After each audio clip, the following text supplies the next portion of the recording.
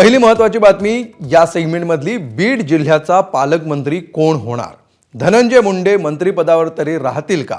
अजित पवार बीडचं पालकमंत्रीपद स्वतःकडेच ठेवणार आहेत का?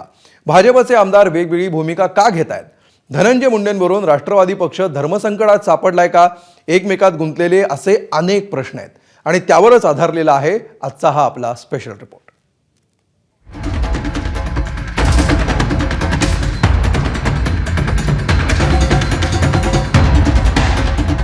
उपमुख्यमंत्री अजित पवार पुण्यासह आणखी एका जिल्ह्याचं पालकमंत्रीपद घेऊ शकतात अशी राजकीय वर्तुळात चर्चा आहे आणि तो दुसरा जिल्हा सध्या गाजत असलेला बीड असू शकतो असं बोललं जातंय.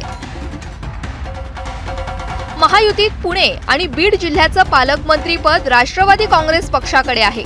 इथे मस्साजोग हत्या प्रकरणानंतर आधीचे पालकमंत्री धनंजय मुंडे यांना विरोधकांनी लक्ष्य केलंय. मी पहिल्या दिवसापासून एकच मागणी करतोय की बीड जिल्ह्याचं पालकमंत्रीपद कुणी घ्यावा. हा जरी त्या सरकारमध्ये तिन्ही पक्षाचा निर्णय असला तरी सुद्धा एकदा जर राष्ट्रवादी काँग्रेसचे आमदार जास्त असल्यामुळे त्याचा क्रायटेरिया लावून किंवा राष्ट्रवादीचा जिल्हा म्हणून जर राष्ट्रवादी काँग्रेसकडे जाणार असलं तर ती स्वतः अजितदादांनी ती पालकमंत्रीपद घ्यावा ही माझी मनातूनची इच्छा आहे. त्याचे कारण असं आहे की एकदा ती पालकमंत्रीपद दादांकडे आलं की दादांना कळेल की या जिल्ह्यात काय काय झालंय मागच्या 5 वर्षात. जनतेचा रोष काही लोकांवर आहे, कारण ज्या पद्धतीनं मागच्या काळात सत्तेचा वापर बेमुरवतखोरपणे काही लोकांना दिलेला असताना दुसऱ्या लोकांनी वापरलं. बीडमध्ये सगळं गुंडाळून ठेवलेलं होतं. मला असं वाटतं निश्चित जर सरकारने अजितदादांनाही निर्णय घेतला असेल तर तो चांगला निर्णय होईल. धनंजय मुंडे यांना फक्त विरोधी पक्षांनीच घेरलंय असं नाही, तर मित्र पक्षांनी आणि स्वतःच्या पक्षातील लोकांनीही कोंडी केली आहे. त्यांना पालकमंत्रीपद मिळणं दूरच, त्यांचं मंत्रीपद सुद्धा संकटाच्या घेऱ्यात दिसतंय. धनंजय मुंडेंचा राजीनामा झाला पाहिजे असं 100% झालाच पाहिजे. जर ते ह्या प्रकरणात पूर्ण प्रकरणात ते आहेत असं दिसून येते एकंदरीत. आणि काँग्रेस सत्ता असताना वारंवार जेव्हा राजीनामे मागितले जायचे तेव्हा द्यायचे आम्ही एकंदरीत जबाबदारी घेऊन, नैतिक जबाबदारी घेऊन ते दिले गेले होते. लांब कशाला जायचं? काँग्रेसमध्ये जेव्हा अशोक चव्हाणांवर आरोप झाले तेव्हा अशोकरावांनी पण राजीनामा दिलाच होता ना. त्याच्यामुळे ती मॉरॅलिटी आता माननीय मुख्यमंत्री आणि त्यांच्या पक्षाच्या लोकांनी तो योग्य तो निर्णय घ्यावा. एखाद्या संवेदनशील सरकारला काय करायचं हे सारखंच कशाला विरोधकांनी सांगितलं पाहिजे. काहीतरी नैतिकता ही सरकारमध्ये पण असावी एवढीच माफक अपेक्षा नवीन वर्षात. त्यांनी काही दिवस जोपर्यंत संतोष देशमुख यांच्या खून प्रकरणाची चौकशी होत नाही, पूर्ण होत नाही, चार्जशीट दाखल होत नाही, तोपर्यंत त्यांनी पदावर राहावं असं मला वाटत नाही. एक तर त्यांनी बिन खात्याचे मंत्री म्हणून राहावं किंवा अजितदादा पवारांनी त्यांना थोडस बाजूला सरकावं. खाली कोण काय करतंय तर नेत्याच्या अनेक कार्यकर्ते, आमचे कार्यकर्ते काय आगामा करत असतील तर त्याला आम्ही किती जबाबदार असू? हा, जोपर्यंत धनंजय मुंडेंचं नाव कुणाच्या आरोपी तोंडून येत नाही तोपर्यंत दोषी कसं म्हणणार आपण? त्यामुळे वाल्मिकांना दोषी आहेत का नाही ते आता सीआयडी ठरवेल. एकीकडे भाजपच्या आमदारांनी धनंजय मुंडेंचा राजीनामा मागितलाय, तर दुसरीकडे तसा राजीनामा द्यायची गरज नाही असं भाजपचे ज्येष्ठ नेते आणि मंत्री राधाकृष्ण विखे पाटील यांनी सांगितलंय. एसआयटीचा अहवाल आल्यानंतर राजीनाम्याचा निर्णय होईल अशी भूमिका मांडली आहे.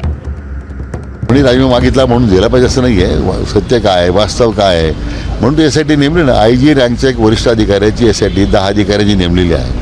अहवाल येईल सरकार, तो अहवाल तर पब्लिक डोमेनमध्ये येणार आहे, त्यावेळी निर्णय होईल काय व्हायचं. भाजप आमदारांनी अशा वेगवेगळ्या भूमिका घेणं सुरू केलंय. धनंजय मुंडेंना पालकमंत्री बनवू नये यासाठी सर्वपक्षीय प्रयत्न सुरू आहेत. अशा वेळी भाजप प्रदेशाध्यक्ष चंद्रशेखर बावनकुळेंनी चेंडू राष्ट्रवादीच्या आणि अजितदादांच्या कोर्टात ढकलून दिलाय. बीड जिल्ह्याचं पालकमंत्रीपद राष्ट्रवादीकडे हे पूर्वी होतं, आताही त्यांनी मागितलेलं आहे त्यांच्या यादीमध्ये. आणि त्यांना जेव्हा ते जाईल त्या ठिकाणी पालकमंत्री कोण नेमाचा अधिकार त्यांच्या पक्षाचा आहे, त्यामुळे त्या पक्षाने निर्णय करायचा आहे.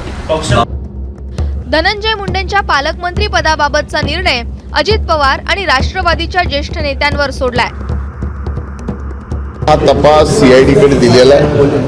हा तपास न्यायालयीन पण होणार आहे. त्यामुळं त्या तपासाशी कुठल्याही प्रकारचा प्रभाव मी मंत्री म्हणून राहून होऊ शकत नाही. म्हणूनच या ठिकाणी CID, SIT आणि न्यायालयीन ह्या तिन्ही प्रकारच्या चौकशा या ठिकाणी चालू आहेत.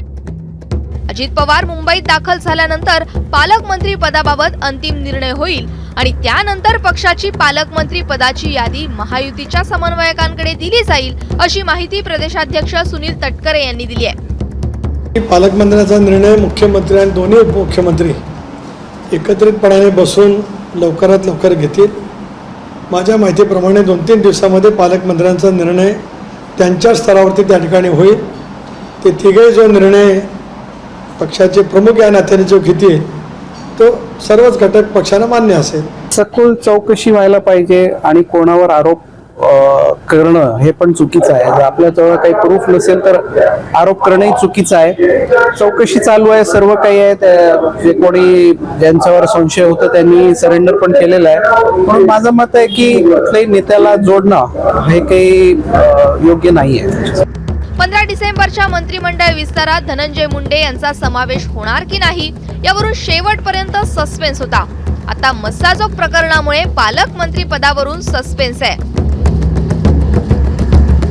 बीड जिल्ह्यातली सध्याची परिस्थिती पाहता पालकमंत्री पदाची जबाबदारी धनंजय मुंडे यांना मिळण्याची शक्यता फार कमी आहे. अजित पवार या बाबतीत काय निर्णय घेतात हे पाहणं महत्त्वाचं राहणार आहे.